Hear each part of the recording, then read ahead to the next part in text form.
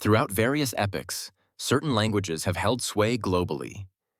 Early civilizations favored Phoenician, and following Alexander the Great's conquests, Greek became universally spoken.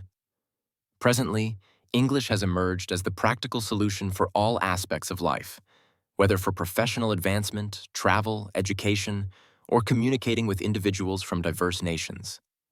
Enhancing one's proficiency is readily achievable with the online institution, Wall Street English. Today, anyone can master English online through this international school, complete with a financial guarantee of results. The virtual doors of this institution are open to students across Russia. Only Wall Street English offers the opportunity to participate in conversation classes with native-speaking instructors and peers from other countries, including Canada, the USA, Israel, and beyond. Language acquisition occurs in the most brain-friendly manner. You learn English as you would if born into an English-speaking household, first by listening and speaking, then by writing. Another remarkable attribute of this online school is its exceptionally flexible class schedule. Wall Street English provides conversational lessons available for 22 hours a day. Even if your work schedule leaves little free time, or you are traveling or on vacation, you can effortlessly learn English online. Furthermore, you can currently claim 3 complimentary offers accessible via the description. Firstly, an online assessment to gauge your current language proficiency. Secondly, a free VIP lesson designed to refresh your English knowledge and showcase the Wall Street English online methodology. And thirdly, a 30% discount on the course. To obtain all these benefits and embark on your new journey in English language learning, simply follow the link provided in the description. Great Britain, a minuscule island on a global scale, has, by a curious turn of fate, perpetually found itself at the nexus of major events. Consequently, the history of Britain is an incredibly captivating and enriching subject for one's general knowledge. By understanding it, one can grasp the reasons behind the fall of Rome, the genesis of the colonial era, and the emergence of the United States. We will delve into all these aspects in the coming minutes. Our historical journey commences somewhere between 900 and 1000 BCE. DNA studies indicate that even in such ancient times, members of the Homo genus roamed across Britain. Interestingly, human footprints discovered in Happisburgh, England, are considered the oldest in all of Europe. However, people periodically departed due to glacial periods, which transformed the territory into tundra. Britain was not yet an island. It was connected to the mainland by a unique land bridge that scholars refer to as Doggerland. This pattern characterized much of Britain's history during the Paleolithic era. During warmer spells, people, including Neanderthals, would arrive to reside there, only to retreat southward during ice ages. It is believed that our ancestors finally established themselves permanently in Britain approximately 12,000 years ago, at the close of the last glacial maximum.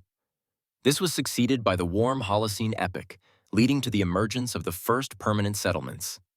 Representatives of the Creswellian culture are often simply referred to as early Britons. Their existence around 10,000 BCE resembled that of inhabitants of northern Europe. Yet everything changed when, 9,500 years ago, Ireland separated from Britain, and 8,000 years ago, Britain itself detached from the European continent, becoming an island. Thanks to a favorable climate, people settled as far north as Scotland, primarily engaging in nomadic lifestyles and hunting. The earliest indications of agriculture and animal domestication in Britain date back to 4,500 BCE. The skin color of these early inhabitants might surprise many. DNA analysis of Cheddar Man, who lived precisely during Britain's separation from Europe, revealed he had dark brown skin, dark curly hair, and blue eyes. Incidentally, the DNA of this ancient European inhabitant can now only be found in about 11% of modern Europeans. This is quite an intriguing fact, as only 21% of contemporary UK residents can trace their ancestry back to those very first settlers who arrived at the end of the Ice Age, while a substantial 51% are descendants of individuals who populated Britain by the time it had become an island. The highest concentration of indigenous British genes is found exclusively among the people of Wales. As for other notable developments, around the same period, in the 3rd millennium BCE, the inhabitants constructed Stonehenge, commenced flint mining, and engaged in extensive trade even with distant regions. Britons mastered bronze working by approximately 2150 BCE, and by 1600 BCE, they discovered tin deposits supplying the entire European continent with this crucial metal. This not only speaks to their advanced industry, but also to their shipbuilding capabilities. Consequently, migration patterns persisted. Remarkably, remains of a human brain, dating to around 500 BCE and belonging to a migrant from the Middle East, were unearthed in York. However, the most significant group of migrants were the Celts. Originating in Germany and France, the Celts dispersed throughout Europe. Concurrently, ironworking technology, along with the name for the island's inhabitants, arrived in Britain from southern Europe. An amusing anecdote is linked to this. Caesar, in his writings, noted that the people known to the Romans as Gauls actually referred to themselves as Celts, and in turn, residents of other territories called them Britons. In essence, distinguishing between Celts and non-Celts is nearly impossible, a subject that continues to fuel intense scholarly debate. What is reliably known is that the name for the pre-Briton people was coined by the Greek traveler Pytheas. He visited Britain around 325 BCE, describing its inhabitants as skilled wheat cultivators and keen traders, as the island proved remarkably rich in mineral resources. Formal states had not yet emerged in Britain. Only around 175 BCE did Kent, Sussex, and a few other southern English regions see the rise of sufficiently large populated areas that could be considered the earliest towns. The primary language spoken there was Celtic, though Romans and Germanic peoples who had migrated to Britain with particular zeal could also be encountered. These migrations, coupled with the islanders' extensive history of trade with the continent, ultimately drew the attention of Rome. Historians posit that the final catalyst was the Britons' assistance to the Gauls in their latest rebellion against the Roman Empire.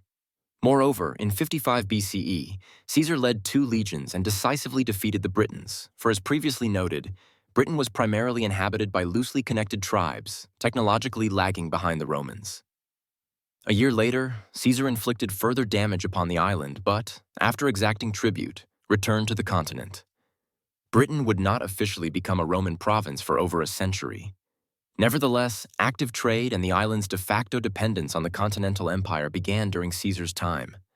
This, surprisingly, had little direct impact on the local populace, who had already engaged in commerce with Europeans, and the Romans did not overtly impose their language or culture on conquered territories. Rather, Romanization occurred organically, and by the 1st century CE, much of England was Romanized. However, this did not encompass all of Britain, as Scottish barbarians would, in subsequent centuries, severely challenge Roman legions. To repel their incursions, formidable defensive walls were personally constructed by emperors. However, with the decline of Rome in the mid-1st millennium CE, the most fascinating period commenced. The Anglo-Saxons, ancestors to a vast number of modern English inhabitants, entered the scene. Traditionally, both the Angles and Saxons were Germanic tribes, precisely those who contributed to the Roman Empire's fragmentation. For Britain, this translated into a similar conquest, which concluded around the 7th century, with the Angles and Saxons subjugating the territory of modern-day England. This, incidentally, forms the bedrock of internal tensions on the British Isles that persist to this day. Scots, Irish, and Welsh were not conquered by the Anglo-Saxons. De facto, they are the undefeated descendants of the Celts, a fact that provides them with a source of pride.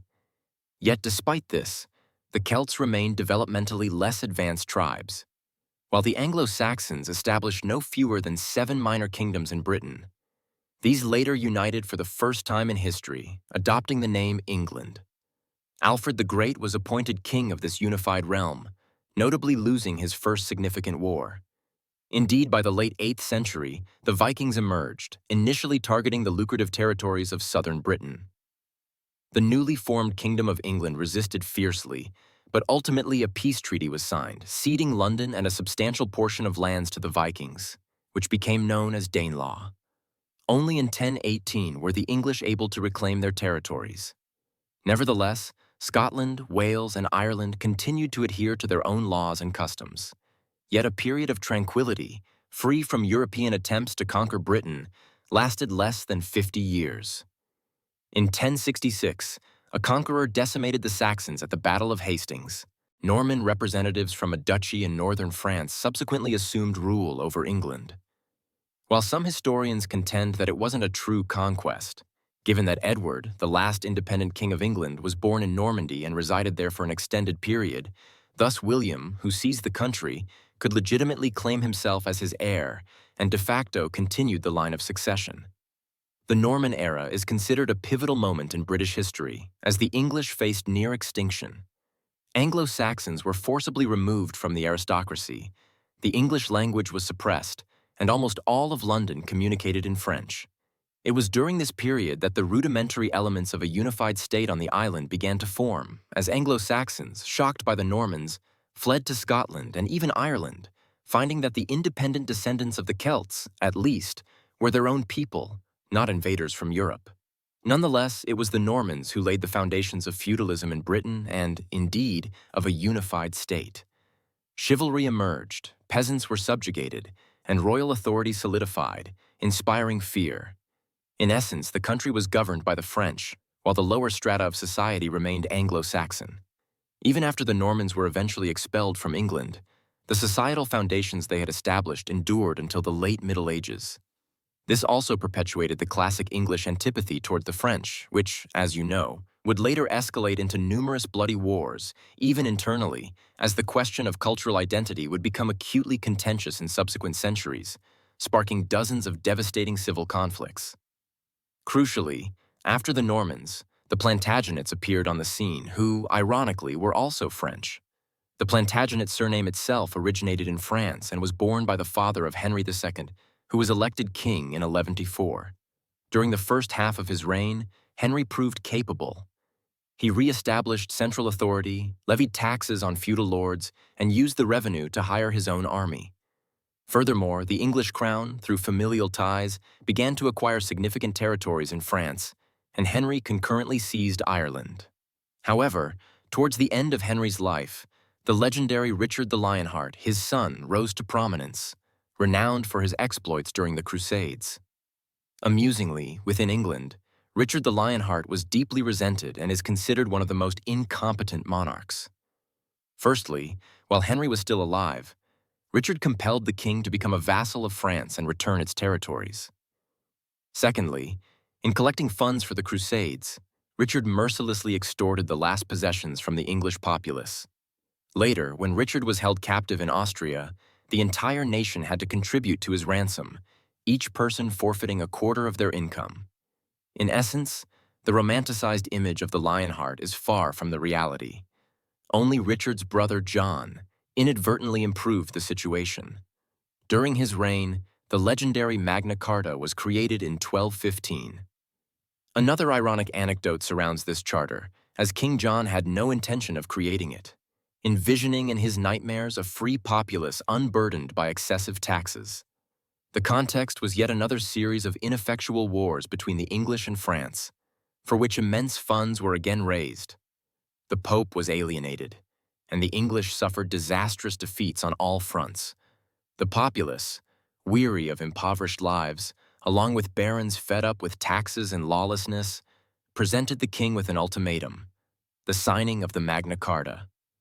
This document stipulated that punishment could only follow a trial, delineated the rights and duties of individuals, and brought order to England's chaotic governmental system. Henceforth, the king could no longer arbitrarily execute half a town or confiscate subjects' property.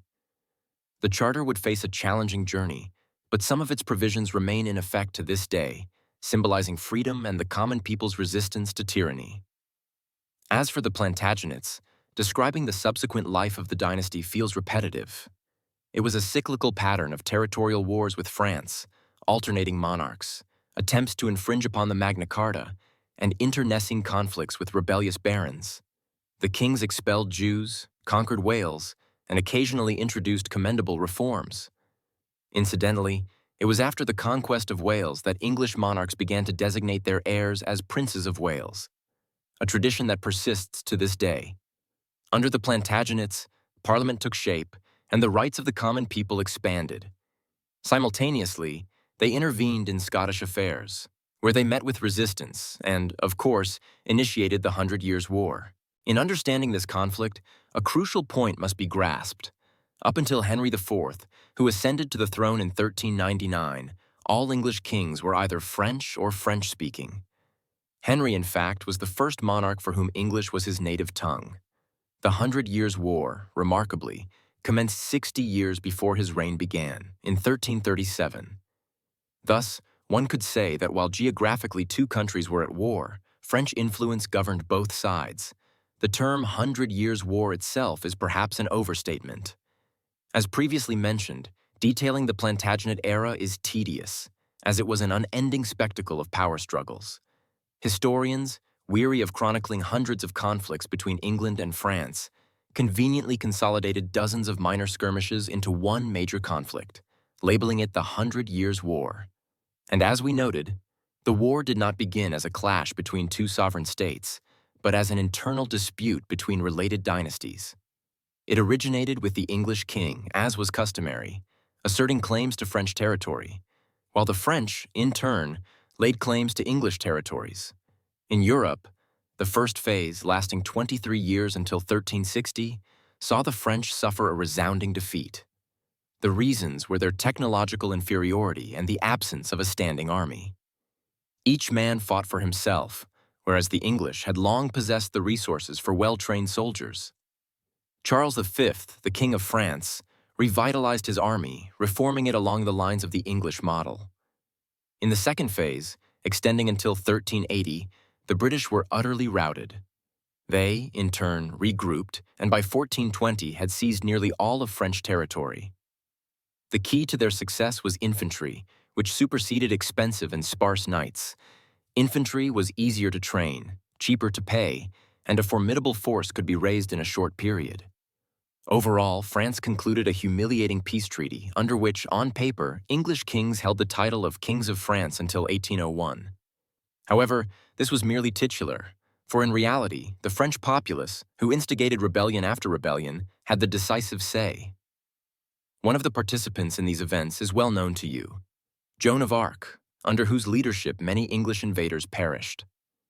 Though Joan was executed, the cause she initiated culminated in total success. In 1453, the English capitulated, relinquishing all their European territories except for the tiny port of Calais, which, incidentally, would also fall to France a century later. Crucially for our narrative, during the Hundred Years' War, profound changes occurred within Britain. The populace overthrew the Plantagenet dynasty, electing the Lancastrians.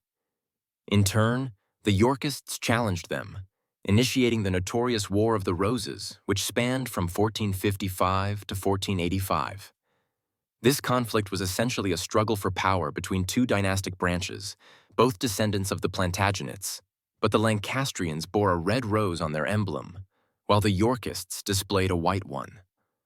The primary cause of this civil strife was the capitulation in the Hundred Years' War and the repercussions of the prolonged conflict, which had depleted the treasury. As a result of the peace treaty, French territories were lost, and with them additional revenue. In brief, the Yorkists were supported by the gentry, merchants, and the southern regions of the country, whereas the Lancastrians drew support from the less developed north and proponents of independent feudalism. The War of the Roses is a complex subject, but in essence, it brought nothing but chaos to England. Every passerby might declare himself king. For a time, the Yorkists seemed victorious, but then adopted Lancastrian policies, leading to their overthrow by their own allies. The Lancastrians, too, were barely allowed to rule effectively. All of this was accompanied by treasury depletion, new taxes, constant pillaging, public executions, and outright confiscation of territories, a quintessential feudal age.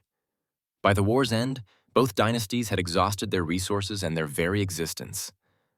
Ultimately, Henry VII ascended to the English throne. As a representative of a Lancastrian branch, he boldly proclaimed the dawn of the Tudor dynasty. It is from this date, 1485, that one can speak of England's transformation into a fully fledged early modern state. Henry put an end to feudal conflicts, strengthening the crown's central authority. To the people, Everything was presented under the guise of stability, which the English, weary of incessant wars, embraced with joy.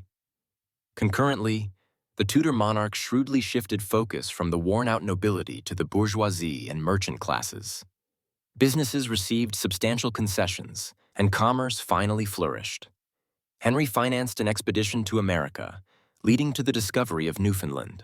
Though occasionally employing brutal methods, he ultimately delivered the promised peace and assurance for the future. The king's son, Henry VIII, continued his father's policies. During his reign, from 1509 to 1547, several pivotal events unfolded. Firstly, due to his divorce from Catherine of Aragon, the king was excommunicated from the Catholic Church. This is another compelling narrative, directly linked to the captivating Anne Boleyn, whom Henry later married and subsequently executed for treason. For the nation, this culminated in the Reformation as Henry, unwilling to tolerate papal authority, declared himself head of the Church of England. His daughter from his marriage to Catherine of Aragon later attempted to reverse these changes through repression, earning her the moniker Bloody Mary. Nevertheless, the English Church ultimately became independent, and Protestantism was firmly established in the country. While both Henry and Mary engaged in controversial actions, to their credit, they had little impact on Henry VII's foundational course. The navy, trade, and peaceful existence continued to flourish. The zenith of this progress was the reign of Elizabeth I, daughter of Henry VIII and Anne Boleyn. Ascending the throne in 1558, she ruled for an impressive 45 years, which would be etched into history as England's golden age. Shakespeare, Bacon, and Marlowe heralded a cultural renaissance. The establishment of the East India Company signaled a commercial boom, and the triumph over the invincible Spanish Armada marked a military surge. Everything Elizabeth touched seemed to prosper. She even managed to avert the civil wars that had traditionally plagued England. On one hand, Elizabeth continued her father's path of reformation, while on the other, she permitted Catholics to worship. Moreover, unlike most monarchs, Elizabeth did not persecute supporters of her late sister, Bloody Mary, demonstrating remarkable wisdom from her very first days. Courtly intrigues are perhaps better left to historical dramas, but we will focus on the fact that under Elizabeth, the government allocated immense funds for the acquisition and construction of factories. The neglected navy was modernized, and expeditions to the New World were dispatched one after another, including piratical ventures. Figures like Francis Drake, John Hawkins, and other privateers significantly harassed Spanish and other vessels, seemingly independent but, in reality, receiving directives and funding from the Queen. Elizabeth's reign saw not only the Industrial Revolution, but also a revolution in prosperity. Ordinary people finally ceased eating from wooden plates, fireplaces appeared in homes, and glass windows became commonplace. Yet, undoubtedly, one of the Queen's paramount achievements is considered her victory over the Spanish. Recall Bloody Mary, Elizabeth's sister? Her husband was the King of Spain. He proposed marriage to Elizabeth, but she refused, exacerbating existing tensions, which were already considerable, as England and Spain were Europe's dominant powers. The struggle for Dutch independence became the climax, with England supporting the rebels against Spanish rule. Elizabeth acted cautiously, but faced with the threat of Spanish dominance. On the continent, decisive measures were adopted, and contrary to popular belief, the Anglo-Spanish War concluded without a decisive victor. While the English had indeed achieved a victory against the supposedly invincible Spanish Armada by 1604, following Elizabeth I's reign, her appointed successor, James I, signed a remarkably balanced peace treaty. This was largely due to the treasury's finite resources and the fact that the English fleet had also endured numerous setbacks. More significantly for our discussion, James I, upon succeeding Elizabeth, initiated the new Stuart dynasty. A key characteristic of this new lineage was that James concurrently held the titles of King of Scotland and Ireland, thereby unifying all three crowns under a single monarch for the first time in history. Regrettably, in other aspects, neither James nor his son Charles seem to have absorbed the lessons of the past. Parliament was dissolved, and the rulers predictably consolidated authority, reinitiating policies of public suppression that had supposedly been overcome ages ago. Furthermore, the critical schism between the Catholic and Protestant churches, which Elizabeth had meticulously managed, was disregarded by her successors. Discontent thus began to fester in this domain as well. The ultimate catalyst was the monarch's endeavor to assert control over the relatively independent bourgeoisie and merchant class. Consequently, this confluence of elements ignited a revolution, more frequently characterized as a comprehensive civil war rather than a mere uprising. On one side stood Parliament, alongside proponents of dismantling the ecclesiastical hierarchy, led by Oliver Cromwell, who sought greater liberties. Opposing them, of course, was the king, intent on wielding absolute authority over every facet of life, a historical pattern in England. The proponents of progressive ideologies triumphed. Cromwell pioneered a novel military formation comprising pikemen, musketeers, and cavalry, which twice decisively defeated Charles's forces. Consequently, the monarch was executed in 1648, and England was declared a republic. The nation came under the governance of the Council of State, whose initial actions included extending the rights of the burgeoning middle class, prohibiting church involvement in political affairs, and even securing a few successful military campaigns, one of which led to the annexation of Jamaica, for instance. Yet a profound irony emerged from the English Revolution's culmination. Having successfully dismantled the monarchy, Oliver Cromwell himself ascended to a dictatorial position. He dissolved Parliament at his discretion and adopted the title of Lord Protector, a designation that, in practice, differed from that of a king solely in its nomenclature. This system persisted until Cromwell's demise. Following a subsequent period of widespread disorder, Parliament and the bourgeois class enthusiastically welcomed Charles II, the exiled king's heir. He made a ceremonial entry into London, and the monarchy was reinstated, albeit with the explicit stipulation that Charles would neither revoke citizens' liberties nor undermine the revolution's achievements. Predictably, the restored Stuart monarch, in a familiar pattern, executed former revolutionaries, rescinded numerous laws, and once more began to centralize authority. His son, James II, mirroring past actions, dissolved Parliament, thereby instigating another revolution. Following this, the English populace enthusiastically greeted the new monarch William of Orange upon his arrival from the Netherlands. The cycle of events had turned. Parliament regained its prerogatives, religious adherents were granted the Act of Toleration, and the nation experienced a period of calm. However, the most significant accomplishment was attributed to William's daughter, Anne. This was not merely due to the War of the Spanish Succession, which saw the English acquire numerous colonies in North America and defeat France, establishing themselves as a dominant naval power. Rather, it concerned the very formation of Great Britain. In 1707, the Act of Union was enacted, definitively merging England and Scotland into a single sovereign state. Following Anne's reign, as she left no direct heirs, the Hanoverian dynasty ascended to the throne. In 1714, George III acceded to the throne, and for the ensuing century, Great Britain was governed by ethnic Germans, many of whom did not always speak English fluently, and all of whom shared the name George, with only their regnal numbers differentiating them. Remarkably, under the stewardship of these German-born monarchs, affairs of state prospered, reminiscent of earlier successful periods. While colonies in North America were eventually forfeited, British possessions in Australia, Africa, India, and other territories saw considerable expansion.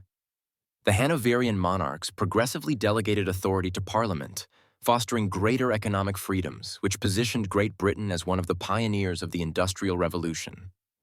The British innovated the steam engine, developed sophisticated machinery, adopted coal coke for industrial processes, and witnessed factories proliferate at an astonishing rate. It is crucial to recognize that prior to the 18th century, England was merely a moderately developed nation. It was specifically during the Hanoverian period that the British began to supply goods globally, eventually producing nearly half of the world's industrial output. Between 1740 and 1850, the nation's population expanded threefold, and another significant transformation that set Great Britain apart globally was the proliferation of vast urban centers and widespread urbanization. Concurrently, the Hanoverian monarchs oversaw the annexation of Ireland, played a pivotal role in defeating Napoleon, and established the world's inaugural railway line, connecting Liverpool to Manchester, with the first train journey commencing in 1825, an innovation that, as is widely acknowledged, profoundly reshaped global society. Broadly speaking, it would not be fundamentally inaccurate to contend that prior to the Industrial Revolution, England functioned as a robust yet otherwise average state, experiencing its share of triumphs and tribulations. However, subsequently, the nation evolved into a global hegemon, a transformation particularly evident during the reign of the iconic Queen Victoria.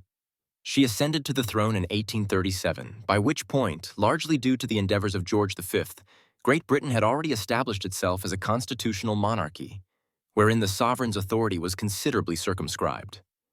Nevertheless, despite the largely symbolic nature of her power, Victoria wielded considerable influence over her cabinet ministers through her sheer authority and is remembered in history as arguably the most beloved monarch by her populace. Under Victoria's reign, the concept of a middle class gained prominence. Even in impoverished households, basic amenities like running water and sanitation systems began to emerge. London, with its burgeoning underground railway, vibrant theaters, and thriving business districts, solidified its status as a global metropolis. Naturally, it is imperative not to overlook the fact that during the Victorian era, the British Empire exerted immense influence and exploited vast territories across the globe. India, Egypt, and Cyprus, among others, were subjugated, and resources from these colonized regions were funneled to the metropolitan power on an industrial scale. This remains a contentious point among historians. Some posit that Victorian England's ascendancy was solely attributable to the extraction of resources and the exploitation of its colonial populations. However, counter-arguments highlight that substantial production occurred within Britain itself, asserting that imperial expansion was a consequence of its development, not its primary cause. For our purposes, the specifics of this debate are less crucial than the fact that Victoria reigned for an impressive 63 years. Incidentally, Queen Elizabeth recently surpassed this milestone, relegating Victoria to the second longest reigning monarch. Towards the conclusion of her long rule, the state of affairs in Great Britain was somewhat mixed. While the economy continued to flourish concurrently, regions like Egypt and South Africa, along with other colonies, successively erupted in rebellion. However, the most captivating development was the Great Game, a geopolitical rivalry against the Russian Empire for control over colonies in Asia. This complex narrative warrants a dedicated discussion, but in essence, the scenario bore similarities to the Cold War, with many historians even postulating that the revolution in Russia constituted the final act of this Great Game, purportedly orchestrated by the British. In summary, the accumulating colonial crises became increasingly apparent, leading Great Britain to enter the 20th century in a position of power, yet somewhat diminished. The history of the First World War is widely known. Britain emerged victorious from this conflict as well, marking the end of the nation's Silver Age, which was characterized by the enfranchisement of women, the establishment of maximum working hours, and the prohibition of child labor. Britain's imperial structure began to truly fragment following the global economic crisis of 1929 to 1933. A quarter of the British population became unemployed, industrial output plummeted, and existing national conflicts intensified. During the reign of George V, who initiated the House of Windsor, the British Commonwealth was established. This occurred in 1931, influenced by burgeoning anti-colonial sentiments, leading to India, Canada, and other British territories formally achieving independence, though de facto they largely remained under the Crown's influence. Plagued by numerous internal issues, the British were, quite simply, preoccupied and unable to fully address Hitler's rise. In the 1930s, the Chamberlain government thus championed the so-called policy of appeasement regarding Germany's expansionist ambitions, the consequences of which are widely understood. We will not delve extensively into the specifics of the Second World War, nor the Cold War, as Britain's involvement in these global conflicts is a topic for a separate discussion. Our focus remains on the direct narrative of Britain itself, where events began to unravel. Colonies progressively detached, with a considerable number declining to join the British Commonwealth under any terms. India, Burma, and various oceanic territories departed, while Ireland and Egypt had been lost even earlier. Furthermore, nations still nominally part of the empire had long been pursuing autonomous policies. Compounding the situation was Britain's reluctance to relinquish its hegemonic role, leading it to continue funding military engagements, such as those in Korea, and aligning with various demands from the USA. This course of action precipitated a profound crisis, from which the nation was eventually steered by Margaret Thatcher, the Iron Lady. She further cemented relations with the United States, privatized key sectors of the economy, significantly reduced unemployment figures, and lowered borrowing interest rates. However, Thatcher's tenure was also marked by persistent confrontations with trade unions and the implementation of unpopular taxation policies, ultimately leading to her resignation. Since 1990, Great Britain has transitioned into the contemporary era, whose developments are widely recognized. We will simply highlight that the British Commonwealth, comprising former colonial territories, remains in existence. To this day, the Crown formally retains a symbolic role over nations such as Australia, Canada, and India, alongside less prominent members like Mozambique, Rwanda, and South Africa. In total, over 2 billion individuals reside within the Commonwealth. It is particularly noteworthy, given historical precedents, that in the latter half of the 20th century, France, a nation historically in frequent conflict with England, actively sought to join this body, even contemplating a full political union, though these efforts ultimately did not materialize. Furthermore, the Commonwealth currently functions more as a voluntary association of nations than a cohesive geopolitical entity. Nevertheless, it would be misguided to presume that Great Britain, with its enduring influence and extensive global connections, has reached the zenith of its power. The nation's history consistently illustrates its capacity to periodically reassert itself and make a significant impact.